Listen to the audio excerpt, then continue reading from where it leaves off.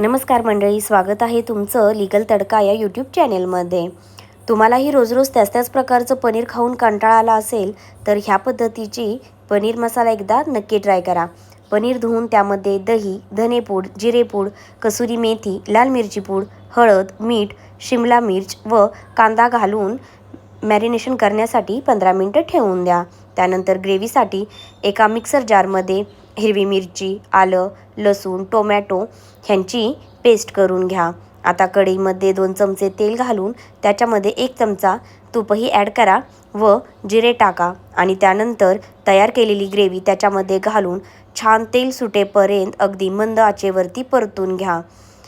Paste परतून झाल्यानंतर त्याच्यामध्ये थोडीशी धनेपूड, हळद आणि कोथिंबीर, लाल मिरची पावडर घालून पुन्हा एकदा 30 सेकंदासाठी परतून घ्या। आता मॅरिनेट केलेलं पनीर त्याच्यामध्ये घालून अगदी हलक्या हाताने व्यवस्थित परतून घ्या।